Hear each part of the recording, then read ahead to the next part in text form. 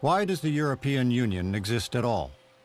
The answer is simple: strength in numbers. An historic meeting takes place in Rome City Hall. Long a dream, the common European market takes its first step forward as representative. I think there was a real desire in the aftermath of the devastation of World War II to get the European continent back on its feet, realizing that pulling together economically might play to their benefit longer term, an economic union, if you will. The theory was that if you got them linked together economically, then they would have enough in common and enough common interests that they wouldn't want to go to war anymore. In 1957, that simple concept inspired the formation of a trading bloc called the European Economic Community. The idea was that if you brought these countries together using a currency union and the trading links, that eventually their economic cycles would synchronize. The idea worked, and other European nations wanted in. So in 1993, they formed the European Union. 2 years later, they introduced a common currency known as the euro, with 17 of the 27 member states eventually adopting the new denomination. In the Dutch city of Maastricht, a treaty was signed that had huge significance for the future of Europe. They share a currency and they share a central bank, the European Central Bank in Frankfurt, that makes the monetary policy for the whole euro area. Unification made trade among member nations a breeze. As a result, the EU became the world's second largest economy and America's top trading partner. Real engines to growth in the European Union have to do with trade and opening up trade, and that's what the EU has done for the past 50 years. Europe is the biggest economy in the world. The trading relationship between the United States and Europe is the biggest in the world. But even as the EU succeeded in bringing economic success to member nations, critics warned of crucial flaws in its complex structure. They threw together a whole load of economies that are very different from each other, gave them a single interest rate policy, but didn't put in place any of the political institutions that would be necessary to help countries that feel the pain of an interest rate policy that's not appropriate to their own economic situation. In the United States, you have very different levels of productivity between New York and Alabama, but you're within one system of governance. You have not only one currency, but you have one national budget, one fiscal deficit. In Europe, that was never true. In the States, you know that you have your local government, you have your state government, and you have your federal government. You pretty much know the architecture of who governs, who legislates, and who runs the show. In Europe, it's a little more complicated. You start with the national governments, and they have their own constituencies, their own electorates to represent. Now add to that a layer of Eurozone institutions, so organizations, institutions that were built to deal with Europe and the Eurozone. One of them is the European Commission, which is based in Brussels, and they are essentially the administrators and the bureaucrats of the European project. But also, crucially, in Frankfurt, the European Central Bank, which is a central bank for all 17 Eurozone countries, and the closest thing that the euro has to a Fed, only it doesn't perceive itself as powerful as the Fed. Many people knew there would be a crisis all along at some point, because it was only when you had a crisis that you would have the political impetus to actually put in place the political institutions that a single currency needs.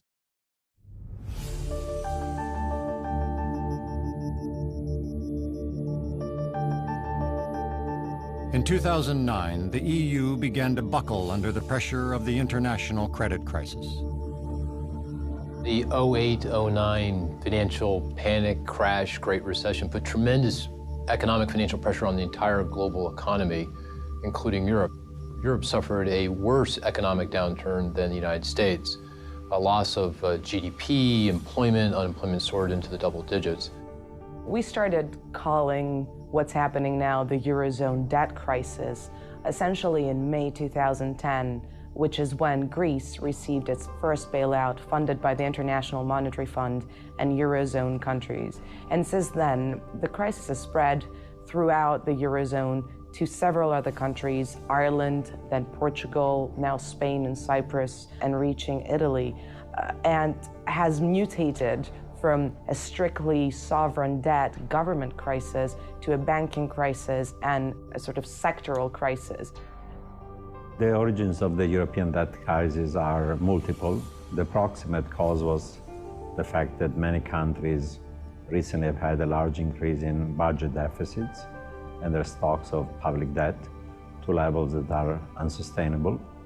In some countries, this was due to bad fiscal behavior, too much spending, too little taxes, like in Greece. But in other parts of the Eurozone, like Spain or Ireland, the problem was that there was a bubble in real estate and housing. When the bubble burst, the countries went into a recession. When there is a recession, your deficit increased, then you have to bail out banks, financial institutions, and the private losses get socialized. It happened even in the US, and then you have a surge of public debt.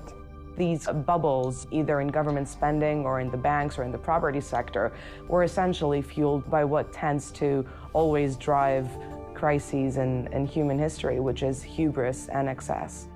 The crisis laid bare the fiscal health of EU member states, and Germany was one of the few nations who had been acting responsibly. They had a series of reforms in Germany that held down wages very substantially relative to productivity, and that made German goods cheaper, more competitive on the world markets. They were not doing that in Greece and Ireland and Portugal, and even in France and Italy. 10 years ago, 12 years ago, the basket case country of Europe was Germany. They went through reforms, they got back on their feet, their export machine was revved up, and here they are, top of the heap. Consequence of that is that Germany is now this hyper-competitive economy with its manufacturing sector being helped enormously by what, from a German perspective, is an undervalued euro. Of course, that same currency from a Greek perspective is an overvalued euro, and that's a huge problem. Overvalued, since Greece had accumulated a mountain of debt. In 2009 alone, Greece borrowed 300 billion euros, more than its entire GDP. The biggest borrowers would be Greece, Italy, Spain, Ireland, Portugal. These are the most troubled, what we call periphery European countries. They're the most indebted. Greece is the weak link, but it's an incredibly small economy. You could fit it in Rhode Island, you know? So, and already 2/3 of their debt is on the Europeans' balance sheet. Greece, which has probably the economy that everyone likes to demonize. Germans in particular like to think about Greece being full of people who basically work about an hour a week and get a huge pay rise from the government every time they ask for one, and they're terribly union dominated in a very bad way and very corrupt and so forth. Before the crisis, nations like Greece took advantage of cheap rates afforded them by their status as an EU member. But they eventually borrowed more than they could pay back. You not only had these countries that were continuing to spend well beyond their capacity to pay back, and you had banks that were prepared to lend to them despite the fact that they couldn't pay back. What does that sound like? I mean, it sounds like all those American banks that were providing mortgages to people that clearly never had the capacity to buy that house or pay back those loans. Before 2010, markets just assumed that Eurozone countries were pretty much similar in terms of risk. So you saw Greece almost borrowing as cheaply, not as cheaply, but almost as cheaply as Germany, which is the strongest and biggest European economy. After 2010, the markets started realizing that this was not at all the case and just started charging a lot more to lend to many Eurozone countries. That in turn led to countries not being able to refinance their debt. In the case of the Eurozone, you already have 5 or 6 countries, Greece, Ireland, Portugal, now Italy and Spain, that either have lost market access and they need an international bailout, or like Italy and Spain are on the verge of needing such a bailout. That's when you started to get this phrase thrown around, the pigs economies, the pigs economies, Portugal, Ireland, Italy, Greece and Spain. More and more there was this debate about, can those governments avoid default? What would be the implications of a Eurozone government defaulting for the other members of the Eurozone? And would it be necessary for the rich Eurozone countries like Germany and France to bail out the poor, deeply indebted ones like Greece, Ireland, Spain, Italy. Funded largely by Germany, the EU and the IMF moved quickly to dole out 110 billion euros in cheap loans to keep Greece's economy afloat. Soon after came similar bailouts for Portugal, Ireland, and Spain. The European Central Bank has started to help.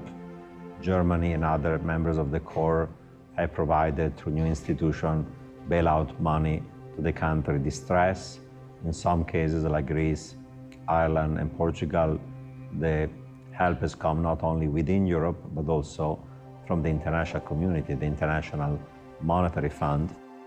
These countries, Greece and Portugal and Spain and Italy and even Ireland, which for very different reasons no longer were able to manage their national economies without some form of European intervention. And that's where you have a problem, because unless you get the intervention, unless you get the bailout, you can't fix the problem. But the bailouts came with a heavy price.